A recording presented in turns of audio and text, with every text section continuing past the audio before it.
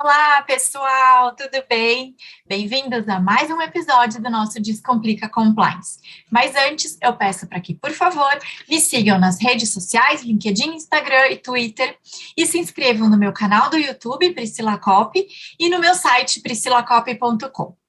Hoje, nós vamos conversar sobre um filme muito legal, chamado A Grande Aposta. Sem dar muito spoiler, o filme relata a história de uma empresa média que investe muito dinheiro apostando na quebra do sistema imobiliário americano que ocorreu em 2008. Essa decisão gera complicações junto aos investidores, seja porque eles não tiveram informações suficientes sobre os produtos que eles estavam investindo, e também porque não existia antes um relato de um investimento tão grande com apostas contra o sistema americano, contra o governo americano. Bom, em meio a uma história super legal e super interessante, vários são os momentos de reflexão que podemos trazer aqui para conversar, que envolvem as áreas de compliance, riscos e jurídicos. Então, vamos descomplicar? Vamos lá. Esse tipo de investimento financeiro, ele é praticamente um tipo de aposta. Os clientes precisam saber que as apostas têm riscos. E as instituições financeiras, no início dos seus relacionamentos com o cliente, fazem uma série de questionamentos, seja quando elas oferecem produtos de investimento, seja quando elas estão oferecendo próprios produtos bancários, pedindo uma fichinha que o cliente preenche e com algumas informações, por exemplo, renda, o tipo de patrimônio que ele tem, qual é esse patrimônio, onde esse patrimônio está aplicado, o quanto esse cliente, de fato, entende o mercado financeiro e até mesmo o quanto esse cliente se sente confortável para assumir riscos financeiros, né? Com base nessa ficha, as instituições financeiras traçam um perfil de investimento e aí elas começam a oferecer produtos de investimento mais direcionados, customizados para cada tipo de cliente. Claro que quanto maior o risco, maior o ganho. Só que o cliente precisa entender que para que uns ganhem, outros precisam perder. E ele pode ser o perdedor no meio dessa aposta. Por isso é que é importante a instituição financeira ter mapeado qual é o risco que o cliente quer assumir, ou até onde esse cliente vai se sentir confortável em assumir risco. Porque ele pode perder, né? Esse tipo de risco, ele pode, de compliance, ele pode ser classificado como tratamento justo de cliente, ele pode ser também parte de um dos processos de conheça o seu cliente, que também é utilizado para controles que mitigam o risco de lavagem de dinheiro, risco de fraude, né? Esse conheça o seu cliente, ele é chamado popularmente como QIC, Know Your Customer ou Know Your Client. O outro risco de compliance que a gente pode identificar aqui e discutir é relacionado à fraude financeira. Isso porque muitas das pirâmides financeiras têm o mesmo modus operandi que aparece no filme, ou seja, títulos lastreados em garantias ruins ou inexistentes, a falta de clareza para o cliente de qual é efetivamente o produto que ele está adquirindo, promessas de ganhos muito grandes. Isso tudo faz com que haja uma maior vulnerabilidade. Vamos lembrar que esse tipo de fraude, ele é bem conhecido, mas assim como em outros tantos casos que foram reais, os fraudadores, eles se utilizam da confiança dos seus clientes, né? Nesse caso do filme, o sistema financeiro americano, ele confia e ele não faz checagens reais que garantam a lastreabilidade dos seus títulos. Então, o próprio sistema financeiro americano, ele passa a ser um mal gerido, porque ele não tem mitigantes, né, de risco, ou na verdade, ele até tem alguns mitigantes, mas a gente vai ver que esses mitigantes, eles não são efetivos, eles não são sequer, às vezes, seguidos, né?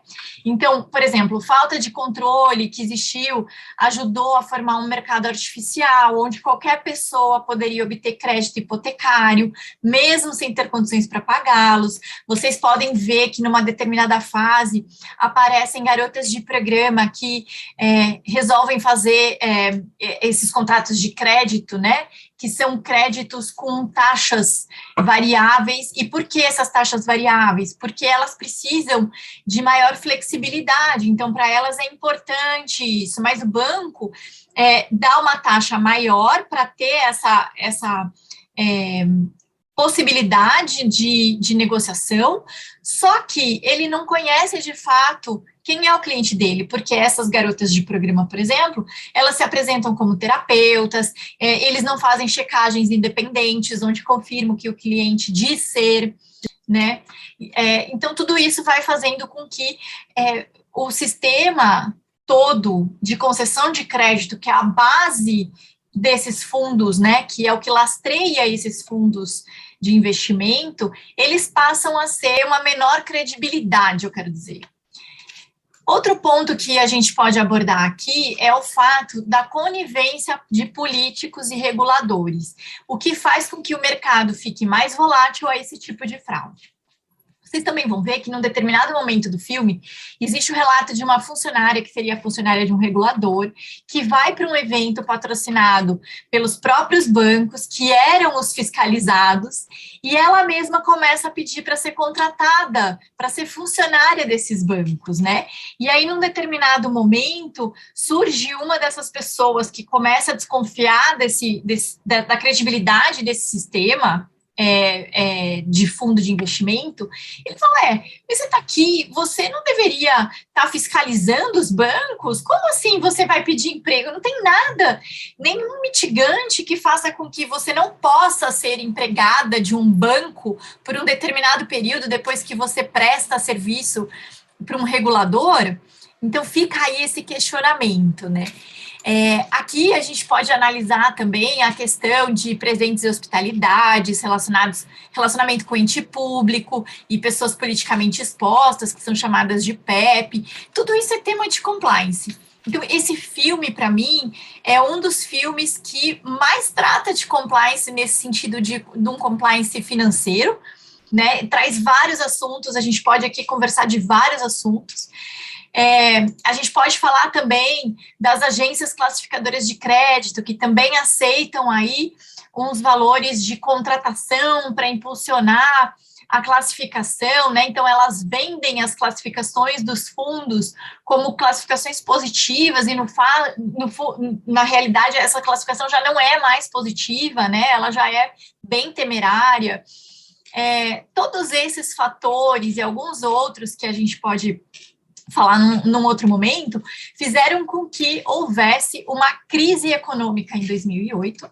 Essa crise econômica afetou a economia globalmente, causou uma recessão profunda no mundo, né? E isso mostra para a gente que as áreas de controle, elas devem ser robustas, elas devem ter bons mitigantes, e aqui o robusta, eu não estou falando com muita gente, eu estou falando robusta, com uma análise de risco robusta, com as instituições, de fato, conseguindo valorar quais são os maiores riscos dela em cada um dos produtos que ela oferece, em cada um dos serviços que ela oferece, em cada tipo de cliente que ela está indo buscar, em cada relacionamento, se ela está se relacionando com um regulador, se ela está se relacionando com um político, se ela está se relacionando com um terceiro que vai fazer uma avaliação dela. Então, tudo isso eu acho que mostra a necessidade de robustez de uma área de compliance e riscos jurídicos, e ela tem que ser apoiada pela alta gestão e pelo business. Ela não é uma área que vai falar não para o negócio, mas ela é uma área que vai mostrar onde estão as vulnerabilidades e quais são os mitigantes que a gente pode trazer para diminuir essas vulnerabilidades. Eu acho aqui também que os reguladores também precisam ficar sempre atentos, ter formas de fazer contratação de pessoas realmente honestas, né, de pessoas que estão ali pela causa e que não vão se deixar corromper. Claro que aqui a gente pode entrar na história do triângulo da fraude, né, o que que motiva uma fraude. A gente vai fazer um episódio só falando desse triângulo da fraude, que é bem legal, e a gente vai entender algumas particularidades de fraude, né? Mas aqui eu acho que também mostra que o poder público, os reguladores, eles devem ser independentes, eles não devem ter relação com vontades alheias àquela fiscalização que ele, de fato, precisa executar. Hoje era isso que eu queria conversar com vocês. Então, se vocês gostaram do conteúdo, me sigam nas redes sociais, LinkedIn, Instagram e Twitter. Se inscrevam no meu canal do YouTube e no meu site priscilacopy.com. Deixe o seu like, a sua pergunta, o seu comentário e compartilhe esse vídeo. Até nosso próximo episódio!